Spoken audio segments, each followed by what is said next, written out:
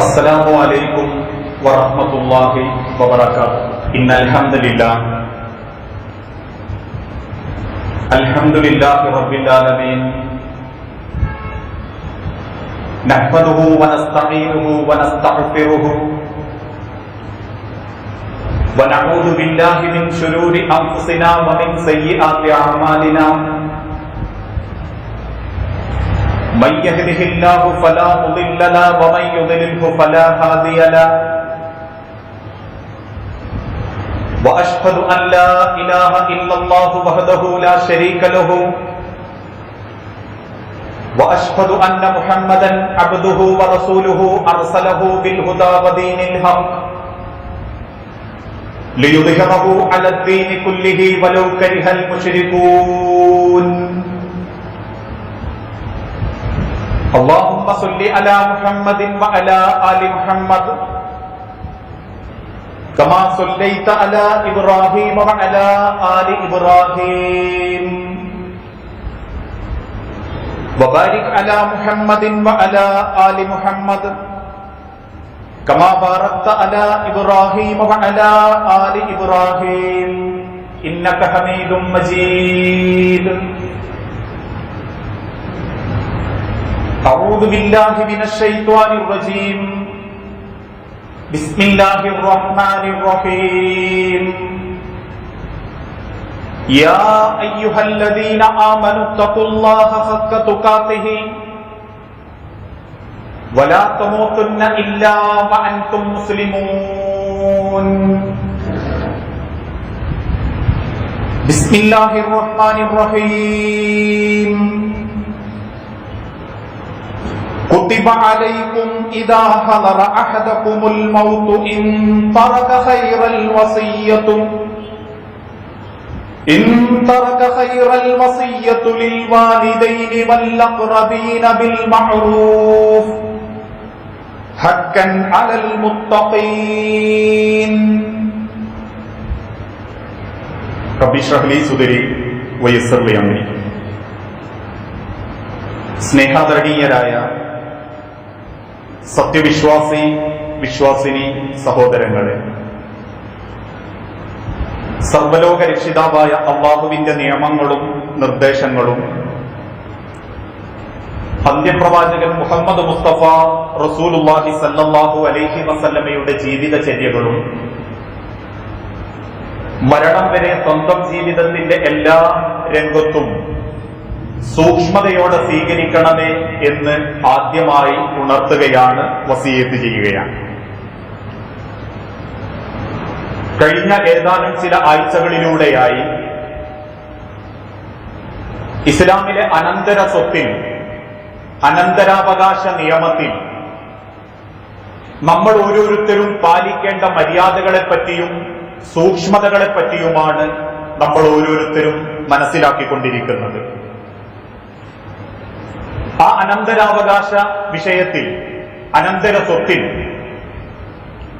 ഏറെ തർക്കമുണ്ടാകുന്ന ഒരു ഭാഗമാണ് വസിയത്ത് എന്ന ഒരു മേഖല.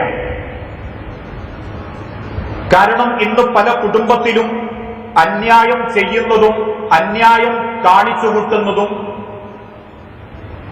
വസിയത്തിന്റെ പേരിലാണ്. ആ വസിയത്തിന്റെ പേരിൽ ഒരുപക്ഷെ ജീവിച്ചിരിക്കുന്ന കാലത്ത് മാതാപിതാക്കൾ ചെയ്ത വസിയത്തിന്റെ പേരിലോ ആ മാതാപിതാക്കൾ അത് കൃത്യമായി രേഖപ്പെടുത്താത്തതിന്റെ പേരിലോ തമ്മിൽ അകന്നുകൊണ്ടിരിക്കുകയും ഇപ്പോഴും കോടതി വരാന്തകൾ കയറിയിറങ്ങി ആയുസ് തീർത്തുകൊണ്ടിരിക്കുകയും മരണം വരെ കേസും നൂലാമാലകളുമായി നടന്നുകൊണ്ടിരിക്കുന്ന നിരവധി ആളുകൾ ഇന്ന് നമ്മുടെ കൂട്ടത്തിലുണ്ട്. അതിനേക്കാൾ ഏറെ ഈ വസിയത്തിൽ ചില ആളുകൾ ചെയ്യുന്നൊരു സ്വഭാവം, ഹക്കായി രേഖപ്പെടുത്തപ്പെട്ട വസിയത്ത് മറച്ചുവെക്കുന്നവരുണ്ട്. അതല്ലെങ്കിൽ അങ്ങനെയുള്ള വസിയത്തുകൾ പിതാക്കന്മാരോ മാതാക്കളോ പറഞ്ഞിട്ടില്ലെങ്കിലും പുതുതായി വസിയത്തുണ്ട് എന്ന് സ്വയം നിർമ്മിക്കുന്ന ആളുകളുണ്ട്. ഇങ്ങനെ വസിയത്തിന്റെ മുതലുകൾ വേറാരും കാണാതെ വീതിച്ച് മുറിച്ച് സ്വന്തം സ്വത്തിലേക്ക് ചേർക്കുന്നവരും നമ്മുടെ കൂട്ടത്തിലുണ്ട്. ഈ പറഞ്ഞതിന്റെ അർത്ഥം നമ്മളുടെ ഇവിടെ ഒരുമിച്ച് കൂടിയ ആളുകളിൽ അത്തരക്കാരുണ്ട് എന്ന അർത്ഥത്തിലല്ല. പലപ്പോഴും വസിയത്തിന്റെ പേരിൽ ആർക്കും അനുഭവിക്കാൻ പറ്റാതെ, പല സ്വത്തുക്കളും ആർക്കും ഉപയോഗിക്കാൻ സാധിക്കാതെ, അവസാനം കേസും കൂട്ടവും നടത്തി മരണം വരെ, മരിക്കുന്നതുവരെ, മരണത്തിന് ശേഷം മക്കൾക്ക് ആ കേസും കൂട്ടവും ഏൽപ്പിച്ചു കൊടുത്ത് ആ സ്വത്ത് അനുഭവിക്കാൻ പറ്റാതെ മരിച്ചു പോകുന്ന വിഡ്ഢികളും നമ്മുടെ കൂട്ടത്തിലുണ്ട്. യഥാർത്ഥത്തിൽ എന്താണ് വസിയത്ത്? വസിയത്ത് ചെയ്യാൻ എന്തുകൊണ്ടാണ് അള്ളാഹുവിന്റെ പ്രവാചകൻ പ്രേരിപ്പിച്ചത്? ആർക്കാണ് വസിയത്ത് ചെയ്യേണ്ടത്? അങ്ങനെ ഒരു വസിയത്ത് രേഖപ്പെടുത്തിയിട്ടുണ്ടെങ്കിൽ ആ വസിയത്ത് ചെയ്ത വ്യക്തികളുടെ കുടുംബം, മക്കൾ, പാരമ്പര്യക്കാർ എന്ത് ചെയ്യണം? ഈ വിഷയങ്ങളെ പറ്റിയൊക്കെ കൃത്യമായി വിശുദ്ധ ഖുർആനിന്റെ വെളിച്ചത്തിൽ മഹാനായ പ്രവാചകൻ സല്ലല്ലാഹു അലൈഹി വസല്ലമ ഓർമ്മപ്പെടുത്തിയിട്ടുണ്ട്. വസിയത്ത് എന്നാൽ ഒരാൾ മരണത്തിന്റെ മുൻപ് തന്റെ സ്വന്തം ഇഷ്ടപ്രകാരം തന്റെ സ്വത്തിൽ മരണത്തിന് ശേഷം മറ്റു ചിലർക്ക് ദാനമായി കൊടുക്കുന്നതാണ് വസിയത്ത്. അതൊരു പക്ഷേ സ്വത്താവാം, അതല്ലെങ്കിൽ മറ്റേതെങ്കിലും തരത്തിലുള്ള സ്വത്തിന്റെ ഉപയോഗമാവാം. അങ്ങനെ വസിയത്ത് ചെയ്യാൻ ഇസ്ലാം കൽപ്പനയും പ്രേരണയും നിർബന്ധിത രീതിയിൽ വിശുദ്ധ ഖുർആനിലൂടെ കൊടുത്തിട്ടുണ്ട്. യാ അയ്യുഹല്ലദീന ആമനൂ കുതിബ അലൈക്കുമുസ് സിയാം, നിങ്ങൾക്ക് റബ്ബ് നോമ്പ് നിർബന്ധമാക്കി എന്ന് പ്രയോഗിച്ച അതേ വാക്ക് തന്നെയാണ് വസിയത്തിലും അല്ലാഹു തആല പ്രയോഗിച്ചിട്ടുള്ളത്. കുതിബ അലൈക്കും ഇദാ ഹദറ അഹദുകുമുൽ മൗത്ത്, കുതിബ അലൈക്കും നിങ്ങൾക്ക് അല്ലാഹു നിർബന്ധമാക്കിയിരിക്കുന്നു, നിബന്ധനയായി വെച്ചിരിക്കുന്നു. ഇദാ ഹദറ അഹദുകുമുൽ മൗത്ത്, നിങ്ങൾക്കാർക്കെങ്കിലും മരണം തേടിയെത്തും, മരണാസന്നമായിട്ടുണ്ട് എന്നറിഞ്ഞു കഴിഞ്ഞാൽ നിങ്ങൾ വസിയത്ത് ചെയ്യണം. ഇൻ തറക ഖൈറൽ, നിങ്ങൾ ഉപേക്ഷിച്ചു പോകുന്ന സ്വത്തുക്കളിൽ എന്തെങ്കിലും നല്ല സ്വത്തുക്കളുണ്ടെങ്കിൽ ആ സ്വത്തുക്കളിൽ നിങ്ങൾ വസിയത്ത് ചെയ്യണം. അൽ വസിയത്തു ലിൽ വാലിദൈനി വൽ അഖ്റബീന, നിങ്ങളുടെ മാതാപിതാക്കൾക്കും അടുത്ത കുടുംബങ്ങൾക്കും. ഇവിടെ പ്രത്യേകം നമ്മൾ സൂക്ഷിക്കേണ്ടത്, ഈ ആയത്ത് ഇസ്ലാമിന്റെ തുടക്ക കാലഘട്ടത്തിൽ അവതരിച്ചതാണ്. ഇതിനുശേഷമാണ് ഇസ്ലാമിലെ അനന്തരാവകാശ നിയമം വിശുദ്ധ ഖുർആനിൽ കൃത്യമായി അള്ളാഹു അവതരിപ്പിച്ചത്. എന്നിട്ട് അള്ളാഹുവിന്റെ തിരുദൂതൻ ഓർമ്മപ്പെടുത്തി, അനന്തരാവകാശികൾക്ക് വസിയത്തില്ല. പിന്നെ ഇവിടെ പറയപ്പെട്ട വസിയത്തേതാ? അതൊരു പക്ഷേ പള്ളിക്കാവാം, അതല്ലെങ്കിൽ കഴിഞ്ഞ ആഴ്ച സൂചിപ്പിച്ചതുപോലെ ഞാൻ ജീവിച്ചിരിക്കെ എന്റെ മകൻ മരിച്ചാൽ മകന്റെ മക്കൾക്ക് എനിക്ക് വസിയത്ത് എഴുതി വെച്ചേ മതിയാവൂ.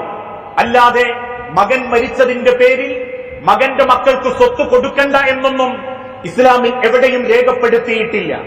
അങ്ങനെ അടുത്ത ബന്ധുക്കൾക്കും വേണ്ടപ്പെട്ട കാര്യങ്ങളിലും നിങ്ങൾ വസിയത്ത് ചെയ്യണം. വസിയത്ത് മൂന്നിലൊന്നാണ് ഏറ്റവും ഗുണമെന്ന് നബി സല്ലല്ലാഹു അലൈഹി വസല്ലമ ഓർമ്മപ്പെടുത്തുകയും ചെയ്തിട്ടുണ്ട്. അതുകൊണ്ടാ മുൻഗാമികളായ ആളുകൾ അള്ളാഹുവിന് വേണ്ടി വസിയത്ത് കൊടുത്തത്. ഇന്നും ഈ കുത്തിരിക്കുന്ന സ്ഥലങ്ങൾ മുതൽ കേരളത്തിലെ വഖഫ് ചെയ്യപ്പെട്ട പല സ്ഥലങ്ങളും ഇതുപോലെ പരലോകം ആഗ്രഹിച്ച് വസിയത്ത് ചെയ്ത മാതാക്കളുണ്ട്, പിതാക്കളുണ്ട്. കാലക്രമേണ ഇപ്പോൾ നമ്മൾക്ക് കിട്ടുന്ന സ്വത്ത് നമ്മൾക്ക് തന്നെ അനുഭവിക്കണം എന്ന ആ ഒരു ചിന്ത മുൻഗാമികൾക്കുണ്ടായിട്ടില്ല. അള്ളാഹുവിന്റെ മാർഗത്തിൽ എന്റെ കബറൊന്ന് വിശാലമാകാൻ പലതും വസിയത്ത് ചെയ്തിട്ടാണ് മുൻഗാമികൾ മരിച്ചതും പരലോകത്തേക്ക് അവർ മടങ്ങിയതും. എന്നിട്ട് റബ്ബ് ഓർമ്മപ്പെടുത്തി, ഹക്കൻ അലൽ മുത്തഖീൻ, മുത്തഖീങ്ങളായ ആളുകൾക്ക് അള്ളാഹു അത് നിർബന്ധമാക്കിയിട്ടുണ്ട്. ഞാനും നിങ്ങളും മുത്തഖീങ്ങളാണോ?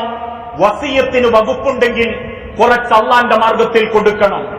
ഈ ഒരു ചരിത്രത്തിന്റെ വെളിച്ചത്തിൽ മഹാനായ പ്രവാചകൻ സല്ലല്ലാഹു അലൈഹി വസല്ലമ ഓർമ്മപ്പെടുത്തി, മാ ഹഖ്ഖു മ്രിഇൻ മുസ്ലിമിൻ ലഹു ശൈഉൻ യൂസാ ഫീഹി, ഏതെങ്കിലും ഒരു വിശ്വാസിക്ക് ഒരു രാത്രിയോ 2 രാത്രിയോ കഴിച്ചുകൂട്ടാൻ അവകാശമില്ല. അവൻ എന്തെങ്കിലും വസിയത്ത് ചെയ്യണം എന്ന് തീരുമാനിച്ചിട്ടുണ്ടെങ്കിൽ, വസിയത്ത് ചെയ്യാൻ തീരുമാനിച്ച ഒരു വ്യക്തി 2 രാത്രിയിലധികം കിടന്നുറങ്ങാൻ പാടില്ല. ഇല്ല മക്തൂബത്തൻ ഇൻദ റഅ്സിഹി, അവന്റെ തലയുടെ ഭാഗത്ത് അഥവാ വേണ്ടപ്പെട്ട സ്ഥാനത്ത് ആ വസിയത്ത് എഴുതി വെച്ചിട്ടല്ലാതെ. ഇത്രമാത്രം ഗൗരവം വസിയത്തിന്റെ വിഷയത്തിൽ ഇസ്ലാം ലോകത്തിന് നൽകിയിട്ടുണ്ട്. പക്ഷേ പ്രത്യേകം സൂക്ഷിക്കണം, ഈ വസിയത്ത് അനന്തരമെടുക്കുന്നവർക്കല്ല, അനന്തരമെടുക്കാത്തവർക്കുള്ള വസിയത്താണ് ഇസ്ലാം പ്രോത്സാഹിപ്പിച്ചത്. പക്ഷേ എന്നാൽ അനന്തരമെടുക്കുന്നവർക്ക് വസിയത്ത് ചെയ്താലോ, അഥവാ എന്റെ വാപ്പ എനിക്ക് വസിയത്ത് എഴുതിയിട്ടുണ്ടെങ്കിലോ, അനന്തരമെടുക്കുന്നവർക്കാണ് വസിയത്തെങ്കിലും അത് നടപ്പിലാക്കിയേ മതിയാകൂ. എന്തുകൊണ്ടാ വാപ്പ വസിയത്ത് ചെയ്തു? അതിനു വാപ്പയെ പ്രേരിപ്പിച്ച ഘടകമെന്ത്? ഉമ്മായെ താൽപര്യപ്പെടുത്തിയ കാരണമെന്ത്? എന്നതൊക്കെ അവര് ചോദ്യം ചെയ്യപ്പെടുന്ന വിഷയമാണ്. പക്ഷേ മക്കൾക്കിടയിൽ അങ്ങനെയൊരു വസിയത്ത് മാതാപിതാക്കൾ നടത്തിയിട്ടുണ്ടെങ്കിൽ അത് പള്ളിക്കായാലും മക്കൾക്കായാലും ആ വസിയത്ത് ഓരോ മക്കളും നടപ്പിലാക്കണം. അതിന് പിന്നെ മറുത്തു ചിന്തിക്കാനോ എതിര് പ്രവർത്തിക്കാനോ അല്ലാഹു തആല അവകാശം നൽകിയിട്ടില്ല. പക്ഷേ ഇന്നത്തെ സാഹചര്യത്തിൽ മരിച്ചതിന് ശേഷമാണ് പിതാവിന്റെ വസിയത്ത് അറിയുന്നതെങ്കിൽ ആ വസിയത്ത് കടലാസ് നശിപ്പിക്കുന്നവരുണ്ട്. മരിക്കുന്ന അന്ന് വരെ ഉമ്മയും വാപ്പയും മറ്റു മക്കളോട് പറഞ്ഞിട്ടുണ്ട്, ഞാനത് എഴുതി വെച്ചിട്ടുണ്ട്, മൂത്തോനെ കണ്ടാ മതി, അല്ലെങ്കിൽ ഞാൻ ഇന്ന ആൾക്കത് എഴുതി കൊടുത്തിട്ടുണ്ട്, എന്റെ മരണശേഷം അതിനെപ്പറ്റി ചിന്തിച്ചാ മതി. പക്ഷേ മാതാപിതാക്കൾ മരിക്കുന്നു, വസിയത്തിന്റെ കടലാസിന് വേണ്ടി തെരയുമ്പോ അത് നശിപ്പിക്കപ്പെട്ടിരിക്കുന്നു. ആരുടെയോ കുതന്ത്രമാവാം, ആരുടെയോ സ്വാർത്ഥ താല്പര്യമാകാം. അതിനേക്കാളും അപ്പുറം സാക്ഷി നിർത്തപ്പെട്ടവര് പോലും ആ വാക്ക് തള്ളിപ്പറയുന്നവരുണ്ട്. എന്റെ സാക്ഷിത്വത്തിലാണ് ആ ഉമ്മ ഇന്ന മകൾക്കത് കൊടുക്കണമെന്ന് പറഞ്ഞതെങ്കിൽ എന്റെ ജീവൻ പോയാലും ഞാൻ അതിനുവേണ്ടി കൂടെ നിൽക്കണം. അല്ലാതെ ആർക്കെങ്കിലും വേണ്ടി അള്ളാഹുവിന്റെ മുൻപിൽ പറഞ്ഞ സാക്ഷി നമ്മൾ തിരുത്താൻ പാടില്ല. അറിഞ്ഞിട്ടുണ്ടോ? അങ്ങനെ ഒരു വസിയത്തുണ്ടോ? അതിന് കൃത്യമായ തെളിവുകളുണ്ടോ? വാപ്പാന്റെ നാവിൽ നിന്നും നിങ്ങൾ അത് കേട്ടിട്ടുണ്ടോ? അങ്ങനെ പറയുന്ന വാപ്പയാണെന്ന് നിങ്ങൾക്ക് ഉറപ്പുണ്ടോ? എങ്കിൽ ആ വസിയത്ത് നടപ്പിലാക്കിയേ മതിയാവൂ. അതിലാരെങ്കിലും അമാന്തം കാണിച്ചാൽ, പിന്തിരിഞ്ഞു നിന്നാൽ അവരോട് റബ്ബ് ഓർമ്മപ്പെടുത്തുന്നുണ്ട്, ഫമൻ ബദ്ദലഹു ബഅദമാ സമിഅഹു.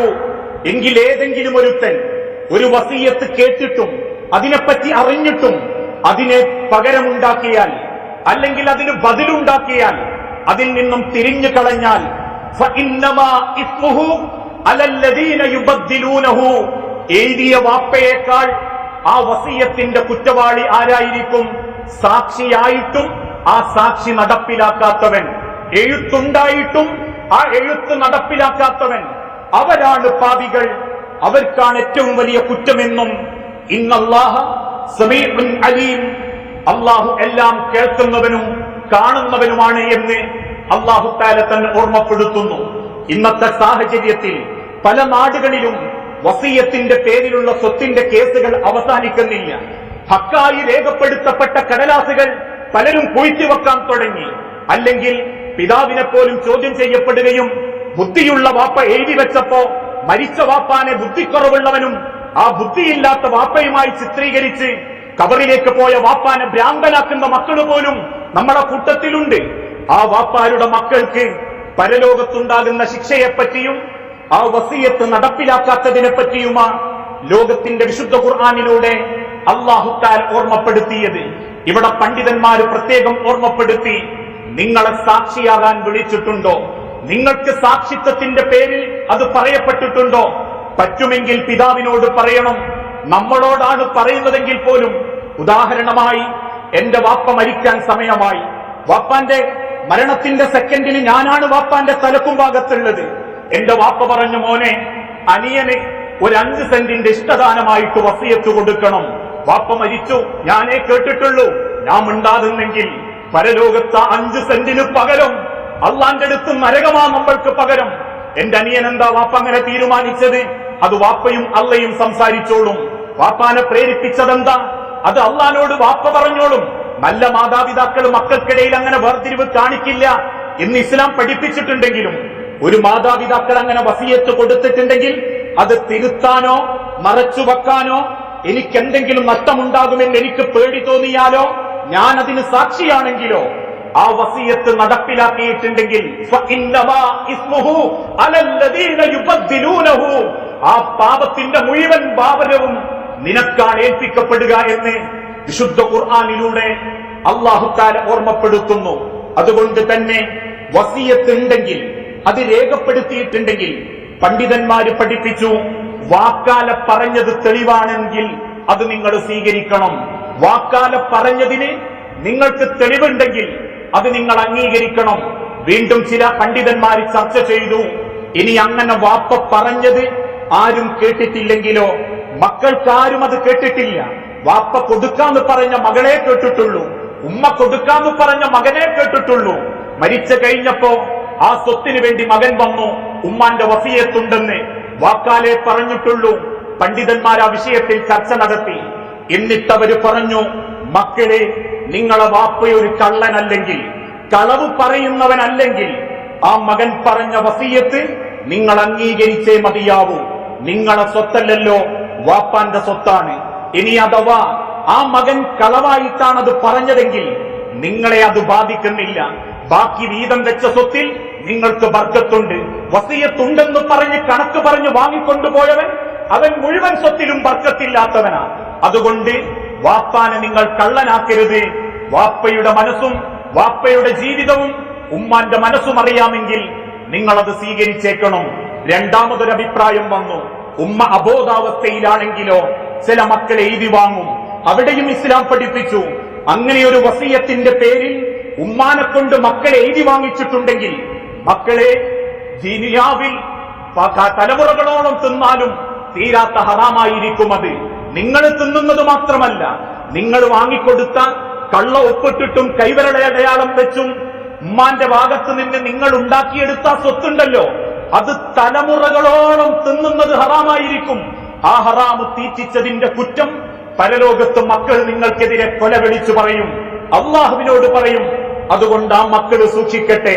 അങ്ങനെ വാങ്ങിയിട്ടുണ്ടെങ്കിൽ അതിൽ ബർക്കത്തില്ല, അതിൽ പൊരുത്തല്ല. അതൊരാൾക്കും ദുനിയാവിൽ എത്ര ഉപകാരപ്പെട്ടെന്ന് അവൻ ചിന്തിച്ചാലും മരണം തൊണ്ടയിലെത്തുന്ന സെക്കൻഡ് മുതൽ അതിൽ നിന്ന് അവൻ കോടികൾ ധനം ചെലവഴിച്ചാലും അള്ളാന്റെ അരികിൽ ആ വഞ്ചനക്ക് പരിധിയില്ലെന്നും വഞ്ചനക്ക് നരകമാണെന്നും വിശുദ്ധ ഖുർആനിന്റെ വെളിച്ചത്തിൽ മഹാനായ പ്രവാചകൻ സല്ലല്ലാഹു അലൈഹി വസല്ലമ പഠിപ്പിച്ചു. എന്നാൽ വസിയത്ത് നമുക്ക് മാറ്റം വരുത്താം.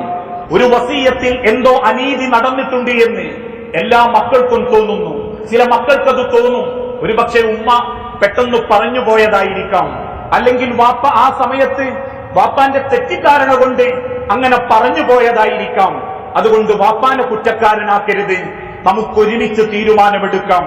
വസിയ്യത്തിൽ അനീതിയുണ്ടെന്ന് തോന്നിയാൽ ആർക്കും അനുഭവിക്കാതെ അത് നശിപ്പിച്ചു കളയരുത്. ഉദാഹരണമായിട്ട് പറഞ്ഞാൽ, എന്റെ വാപ്പയാണ് എനിക്ക് വസിയ്യത്ത് തന്നത്, എനിക്ക് 2 ജ്യേഷ്ഠന്മാരോ അല്ലെങ്കിൽ 2 അനിയന്മാരേ ഉള്ളൂ, ഞങ്ങൾ തമ്മിൽ കേസായി, എന്റെ പ്രായം കഴിഞ്ഞു, 90 വയസ്സായി, കേസ് തീരുന്നില്ല, അവസാനം ഞാൻ മരിച്ചു, എനിക്കുള്ളത് 6 മക്കളാ, 6 മക്കളുമായിട്ട് പിന്നെ മൂത്താപ്പാര് കേസ്, മൂത്താപ്പാര് മരിച്ചു, മൂത്താപ്പാർക്ക് 4 മക്കള്, 6 മക്കളും 4 മക്കളും വീണ്ടും കേസ്, 6ൽ ഒരാൾ ഒപ്പിട്ടാൻ മടിച്ചാൽ വീണ്ടും കേസ് നീണ്ടു. ആർക്കും ഉപകാരമില്ലാതെ ഈ ദുനിയാവിൽ അള്ളാന്റെ സ്വത്തിന്റെ പേരിൽ തമ്മിലടിച്ചും പക കാണിച്ചും മരിച്ചാൽ പോലും മയ്യത്ത് കാണാൻ ചെല്ലാതെയും ആ സ്വത്ത് കാരണമാകുന്നുണ്ടെങ്കിൽ നിങ്ങൾ ഒരുമിച്ചിരിക്കണം. എന്നിട്ട് അല്പം വിട്ടുവീഴ്ചയും സഹനവും കാണിച്ച് നിങ്ങൾക്ക് പരസ്പരം അതിൽ ഇസ്ലാഹ് നടത്താം, നന്മ നടത്താം. ഓരോരുത്തരും അംഗീകരിച്ചാൽ ആർക്കും ഉപയോഗിക്കാൻ പറ്റാതെ പോകണ്ട, കുറച്ച് വീതിക്കാം. അല്ലെങ്കിൽ വാപ്പാക്ക് വസിയത്താണെങ്കിലും അതിൽ അനീതിയുണ്ടെന്ന് തോന്നിപ്പോയാൽ നിങ്ങൾക്ക് മക്കൾക്ക് പരസ്പരം ഇരുന്ന് അതിൽ മാറ്റങ്ങൾ വരുത്താം. ഒരുമിച്ചാണെങ്കിൽ അത് അന്യായധനപ്പെട്ടും ആർക്കും ഉപയോഗമില്ലാതെയും പോകുന്നതിനേക്കാൾ കുറച്ചെങ്കിൽ കുറച്ച് ഉപയോഗപ്പെടുന്ന രീതിയിൽ നിങ്ങൾക്കതിനെ കൈകാര്യകർത്തം ചെയ്യാം. അള്ളാഹു ഓർമ്മപ്പെടുത്തി, ഫമൻ ഖാഫ, ഏതെങ്കിലും ഒരുത്തൻ ഭയപ്പെടുന്നുണ്ടെങ്കിൽ, മിൻ മൂസിൻ ജനഫൻ ഔ ഇസ്മിൻ, അങ്ങനെ ഒരു വസിയത്ത് ചെയ്തവൻ അക്രമം കാണിച്ചു, അതിൽ തെറ്റുണ്ട്, അതിൽ കുറ്റമുണ്ട് എന്ന് നിങ്ങൾക്കാർക്കെങ്കിലും തോന്നിയാൽ, ഫഅസ്ലഹ ബൈനഹും, നിങ്ങൾ അവർക്കിടയിൽ യോജിപ്പുണ്ടാക്കണം. ആ വസിയത്തിൽ തിന്മയുണ്ടെന്ന് തോന്നിയാൽ മക്കളെ നിങ്ങൾ ഒരുമിച്ചിരുന്ന് ആർക്കും അനുഭവിക്കാൻ പറ്റാത്ത കോലത്തിൽ കേസ് കൊടുത്ത് തലമുറകളോളം അങ്ങനെ പോകണമെന്നല്ല, നിങ്ങൾ ഒരുമിച്ചിരുന്ന് എല്ലാവർക്കും ഉപകാരപ്പെടുന്ന രീതിയിൽ ആ വസിയത്ത് സ്വത്തിൽ ഇസ്ലാഹ് നടത്തണം. ഫലാ ഇസ്മ അലൈഹി, അതിന് നിങ്ങൾക്ക് കുറ്റമില്ല. ഇന്നല്ലാഹ ഗഫൂറുർ റഹീം, തീർച്ചയായും അല്ലാഹു ഏറെ പൊറുക്കുന്നവനും കരുണാനിധിയുമാണ്. ഈ ഒരു ചരിത്രത്തിന്റെ വെളിച്ചത്തിൽ ലോകത്തുള്ള ഉലമാക്കൾ പഠിപ്പിച്ചു, വസിയത്ത് എഴുതുകയോ വസിയത്ത് പറയുകയോ ചെയ്യാതെ, അഥവാ വസിയത്ത് കിട്ടിയ വ്യക്തിക്ക് പോലും വാപ്പിനിക്കിത് വസിയത്ത് ചെയ്തതായിരുന്നു എന്ന് ഉറപ്പില്ലാത്ത രീതിയിൽ ആ വസിയത്തിനെ പറ്റി കേൾക്കുമ്പോ എല്ലാ മക്കളും ഒരുപോലെ രക്ഷിതാക്കൾ നോക്കി, ഒരുപോലെ സ്നേഹിച്ചു, നല്ല നിലക്ക് വാപ്പാനെയും മാനെയും അവസാന നാളുകളിൽ പരിഗണിച്ചു. പക്ഷേ സ്വത്തിന്റെ വീതം വെക്കുന്ന സമയത്ത് എപ്പോഴോ ഒരു നിമിഷത്തിന്റെ വാശിന്റെ പേരിൽ മാതാപിതാക്കൾ എഴുതിപ്പോയതോ അല്ലെങ്കിൽ പറഞ്ഞു പോയതോ നിങ്ങൾക്കിങ്ങനെ ഒരുമിച്ചിരുന്ന് ഇസ്ലാഹ് നടത്താം, എന്നാൽ വ്യക്തമായ തെളിവുണ്ട്, രേഖപ്പെടുത്തലുണ്ട്, കത്തുണ്ട്, വാപ്പാന്റെ എഴുത്തുണ്ട്, വാപ്പാന്റെ ഒപ്പുണ്ട്, വിരലടയാളമുണ്ട്. അങ്ങനെ ഒരു ഹക്കായ മുതല് നിങ്ങൾ ഉണ്ടെന്നറിഞ്ഞാൽ ആ ഒരു ഹക്കിനെതിരെ നിങ്ങൾ വാശി പിടിക്കാൻ പാടില്ല. വാപ്പാന്റെ വസിയത്തുണ്ടെന്നറിഞ്ഞാൽ ആ അനീതിയല്ലാത്ത വിഷയത്തിൽ നിങ്ങൾ പിടിവാശി പിടിക്കാനോ ആ സ്വത്തിനു വേണ്ടി കേസിന്റെ പിന്നാലെ പോകാനോ പാടില്ല. അങ്ങനെ പോകുന്നവരാണ് അള്ളാന്റെ അടുത്ത് കുറ്റക്കാർ. എങ്ങനെ? അള്ളാഹുവിന്റെ മാർഗത്തിൽ സാക്ഷികൾ മുഖേന ഉമ്മയോ ഉപ്പയോ എഴുതി വെച്ച സ്വത്തിൽ സാക്ഷി മുഖേനയുള്ള തെളിവുണ്ടെന്നറിഞ്ഞിട്ടും അത് അംഗീകരിക്കാതെ കേസിന് പോകുന്ന മക്കൾക്ക് ആ വാപ്പാന്റെ വസിയത്ത് സ്വത്തിൽ ഒരിക്കലും അവകാശമില്ല. അതിന് പിടിവാശി പിടിക്കുന്നവൻ അർഹതപ്പെടാത്ത സമ്പാദ്യമാണ് തിന്നുന്നത് എന്നവൻ തിരിച്ചുകൊള്ളട്ടെ. അവൻ കേസും കൂട്ടം പറഞ്ഞു വാങ്ങിയാലും ശരി, ഹക്കായ മുതൽ തിന്നുന്നവനാണ്, അഥവാ തിന്നാത്തവനായിട്ടാണ് അള്ളാഹു അത്തരക്കാരെ കണക്കാക്കുക എന്ന് പണ്ഡിതന്മാർ കൃത്യമായി രേഖപ്പെടുത്തുകയും ചെയ്തു. വസിയത്ത് ചെയ്ത വ്യക്തിക്ക് മരണത്തിന്റെ മുൻപ് വസിയത്ത് മാറ്റങ്ങൾ വരുത്താം. എന്നാൽ വസിയത്ത് ചെയ്തു കഴിഞ്ഞാൽ അതിന് തെളിവുണ്ടെങ്കിൽ പിന്നെ മക്കൾക്കത് മാറ്റാൻ ഇസ്ലാം അവകാശം നൽകിയിട്ടില്ല. ഇതോടൊപ്പം നമ്മൾ മനസ്സിലാക്കേണ്ട മറ്റൊരു വസ്തു, ചില സാക്ഷികളുണ്ട്. സാക്ഷിത്വം എന്റെ പേരിലാണെങ്കിൽ എനിക്കറിയാം എന്നോടാണത് പറഞ്ഞതെങ്കിലും അവസരവാദക്കാരായ സാക്ഷികൾ, നിന്നോടല്ലേ വാപ്പ പറഞ്ഞത്, അതുകൊണ്ട് നീ പറഞ്ഞോ, എന്നോട് പറഞ്ഞതായിട്ട് എനിക്കറിവില്ല. ഉണ്ട്, ഹക്കായിട്ട് ആ വാപ്പാന്റെ നാവും വന്ന് കേട്ടിട്ടുണ്ട്, വാപ്പ എഴുതി വെച്ച കത്തോന്റെ കൈമ കണ്ടിട്ടുണ്ട്. എന്നിട്ടും സ്വന്തം താൽപര്യക്കാർക്ക് വേണ്ടി വസിയത്തിലുള്ള തെളിവുകൾ മറച്ചുവെക്കുന്നവർ, മൂടിവെക്കുന്നവർ, അവർക്ക് കഠിനമായ ശിക്ഷയുണ്ടെന്ന് അള്ളാഹു വിശുദ്ധ ഖുർആനിലൂടെ പഠിപ്പിച്ചു. അങ്ങനെ നിങ്ങൾക്ക് വസിയത്തിന്റെ എന്തെങ്കിലും ഒരു ഭാഗം നിങ്ങൾ കണ്ടിട്ടുണ്ടെങ്കിൽ ഫയുഖ്സിമാനി ബില്ലാഹ്, നിങ്ങൾ അള്ളാഹുവിന്റെ പേരിൽ സത്യം ചെയ്യണം. ഇനിർതബ്തും ലാ നശ്തരീ ബിഹി സമനൻ, എനിക്കെത്ര വേണ്ടപ്പെട്ടവരാണെങ്കിലും എനിക്കെതിരാണെങ്കിലും എന്റെ മക്കൾക്ക് അനുകൂലമല്ലെങ്കിൽ പോലും ആ വസിയത്ത് ഞാൻ കേട്ടിട്ടുണ്ടെങ്കിൽ ലാ നശ്തരീ ബിഹി സമന, ഒരു പൈസക്ക് വേണ്ടിയും ഞാൻ എന്റെ ആ സാക്ഷിത്വം വിൽക്കില്ല. ഒരാളുടെ പ്രലോഭനത്തിനു വേണ്ടിയും എന്റെ സാക്ഷിത്വം അള്ളാനെ വിട്ട് ഞാൻ മാറ്റില്ല. വലൗ കാനദ ഖുർബ, അതെന്റെ രക്തബന്ധമാണെങ്കിൽ പോലും, എന്റെ അടുത്ത ബന്ധുക്കളാണെങ്കിൽ പോലും. വലാ നക്തും ഷഹാദത്തല്ലാഹ്, തീർച്ചയായും അള്ളാഹുവിലുള്ള സാക്ഷിത്വം ഒരിക്കലും ഞാൻ അതിനെ വ്യതിചലിപ്പിക്കുകയില്ല. തീർച്ചയായും ഇതെല്ലാം മിനൽ ആസിമീൻ, അങ്ങനെ എങ്ങാനും ഞാൻ ചെയ്താൽ ഞാനൊരു വമ്പിച്ച അക്രമിയും പാപക്കാരനുമായി മാറും. ഇതാണ് സാക്ഷികൾ സൂക്ഷിക്കേണ്ടത്. പലർക്കും ഇതറിയാമെങ്കിലും ചിലര് മൂടി നിൽക്കും. അതെന്തിനാ? അതിപ്പോ പറഞ്ഞാൽ മൂത്തോനുമായിട്ട് എനിക്ക് കമ്പനി, ഇടക്കിടക്ക് 100-100 ചോദിച്ചാൽ തിരിക്കാനും മറയ്ക്കാനും അവനാ തരിക. അതുകൊണ്ട് വാപ്പാന്റെ സാക്ഷിത്വത്തിനെ പറ്റി, ചിലപ്പം വസിയത്തിനെ പറ്റി പറഞ്ഞാൽ ഓൻ എനിക്കെതിരാകും, പിന്നെ എന്റെ മുതല് പോകും, അല്ലെങ്കിൽ എനിക്കുള്ള ഗുണമില്ലാണ്ടാകും, അല്ലെ അളിയാക്ക് എനിക്കെതിര് തിരിയും, അല്ലെ മൂത്തോന്റെ മോക്കളിന്റെ എതിരാക്കും എന്ന പേടിയല്ല. ഒരു സാക്ഷിയാണെങ്കിൽ അതെവിടെയും പറയാൻ മടിക്കരുത്. മടിച്ചിട്ടുണ്ടോ ആ നാവ് നരകത്തിലേക്കും അവന്റെ ജീവൻ നരകത്തിലേക്കുമാണെന്ന് ലോകത്തിന്റെ തിരുദൂതൻ പ്രവാചകൻ സല്ലല്ലാഹു അലൈഹി വസല്ലം പഠിപ്പിച്ചിട്ടുണ്ട്. അതുകൊണ്ട് പ്രിയപ്പെട്ട ഓരോ മുസ്ലിം സമൂഹത്തോടും വസിയത്ത് അത് രക്ഷിതാക്കൾ ചെയ്തിട്ടുണ്ടെങ്കിൽ, അത് പള്ളിക്കാവട്ടെ, സ്ഥാപനത്തിനാവട്ടെ, വ്യക്തികൾക്കാവട്ടെ, അത് നടപ്പിലാക്കണം. കൃത്യമായ തെളിവും അതിനനുസരിച്ചിട്ടുള്ള എഴുത്തുകുത്തും, എന്നാൽ പ്രബലമായ വിശ്വസിക്കാവുന്ന വാക്കുകളാണെങ്കിൽ പോലും ആ വസിയത്ത് നടപ്പിലാക്കിയേ മതിയാകൂ.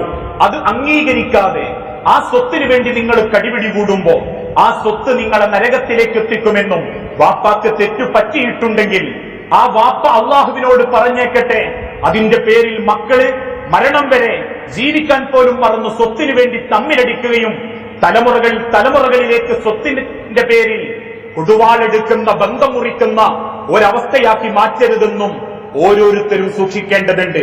അത് എഴുതി വെക്കുന്ന മാതാപിതാക്കളാണെങ്കിലും അനുഭവിക്കുന്ന മക്കളാണെങ്കിലും മക്കളെ തമ്മിലടിപ്പിക്കാൻ വേണ്ടി എഴുതി വെക്കരുത്. മക്കൾക്ക് ഗുണമില്ലാണ്ടിരിക്കാൻ വേണ്ടി എഴുതി വെക്കരുത്. നിങ്ങൾക്ക് എന്തെങ്കിലും സങ്കടങ്ങളുണ്ടോ മക്കളെ വിളിച്ചുകൂട്ടി പറയണം. അല്ലാതെ അവനെ പറ്റിക്കാനും അവളെ പറ്റിക്കാനും വേണ്ടി മരണത്തിന്റെ തൊട്ടു മുൻപ് കിട്ടാത്ത നിലയ്ക്ക് എഴുതി വെക്കുന്ന എഴുത്തുണ്ടല്ലോ, അത് അള്ളാഹു ഇഷ്ടപ്പെടാത്തതും അള്ളാന്റെ അടുത്ത് കൊടും കുറ്റമായി രേഖപ്പെടുത്തിയതുമാ. അങ്ങനെയാണ് മരിച്ചു പോകുന്നതെങ്കിൽ അത് മതി അള്ളാന്റെ നരകത്തിലേക്ക് കയറാൻ. അത് ഓരോരുത്തരും സൂക്ഷിക്കുക. വസിയത്തിന്റെ വിഷയത്തിൽ ഗൗരവം കാണിക്കുക. അല്പം വിട്ടുകൊടുത്തേച്ചാലും വസിയത്തിൽ നന്മ പ്രകടിപ്പിക്കാൻ നമ്മൾ ഓരോരുത്തരും പരിശ്രമിക്കുക. അങ്ങനെയുള്ള യഥാർത്ഥ വിശ്വാസികളിൽ അള്ളാഹു നമ്മളെ ഉൾപ്പെടുത്തി അനുഗ്രഹിക്കുമാറാകട്ടെ.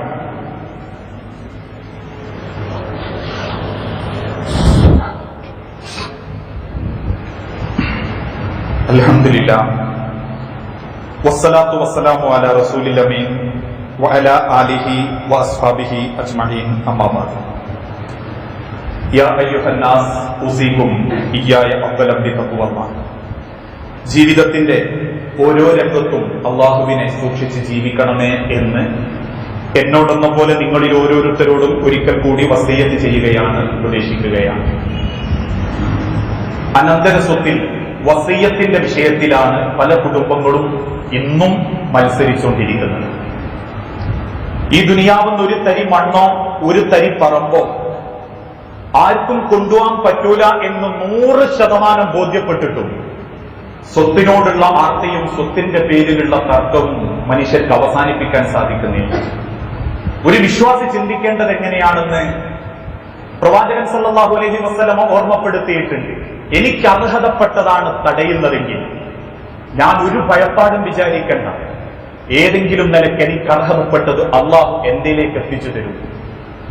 എന്നോടാണ് ചതി ചെയ്തതെങ്കിൽ, എന്നെയാണ് അവർ ചതിച്ചതെങ്കിൽ എനിക്കൊരു പേടിയും വേണ്ട. ആ ചതിയുടെ വലുപ്പം ചതിച്ചവർക്കല്ല ബോധ്യപ്പെടുത്തി കൊടുക്കും. എനിക്ക് അർഹതപ്പെട്ടത് അള്ളാഹു എന്നിലേക്ക് എത്തിക്കുകയും ചെയ്യും. അതിൽ യാതൊരു സംശയവും വേണ്ട. എനിക്ക് വിധിച്ചതേ എന്നിലേക്ക് എത്തും. ആ ബോധം ഒരു വിശ്വാസിയുടെ ഹൃദയത്തിലുണ്ടെങ്കിൽ നമ്മളോട് തിന്മ ചെയ്യുന്നവരുടെ കാരണങ്ങൾ അള്ളാഹുവിനെ ഏൽപ്പിക്കുകയും ദുനിയാവിലുള്ള കാലങ്ങൾ പരസ്പരം സ്നേഹിച്ച് ജീവിക്കാനും നമ്മളെ കൊണ്ട് സാധിക്കണം. ഈ വസിയത്തെ എഴുതി വെക്കുമ്പോ അതിൽ ചില കാര്യങ്ങൾ പ്രത്യേകം ശ്രദ്ധിക്കേണ്ടതുണ്ട്. അതിലൊന്നാമതായി ശ്രദ്ധിക്കേണ്ടത്, ചില ആളുകൾ സ്വയം വസിയത്ത് പറയും, എഴുതിയുണ്ടാക്കും. കള്ള വസിയത്തും കള്ള സാക്ഷിത്വവുമായി വരുന്ന ചില ആളുകളുണ്ട്. വ്യക്തമായ തെളിവുകളോ ന്യായമോ ഇല്ലാത്തവർ. അങ്ങനെയുള്ള ആളുകളാണ് വരുന്നതെങ്കിൽ ആ വസിയത്ത് നമുക്ക് നിഷേധിക്കാം, അവഗണിക്കാം. അതിന് ഇസ്ലാം അനുവാദം നൽകിയിട്ടുണ്ട്. മരണം വരെ ഉമ്മാനെയും വാപ്പാനെയും നോക്കിയിട്ടില്ല.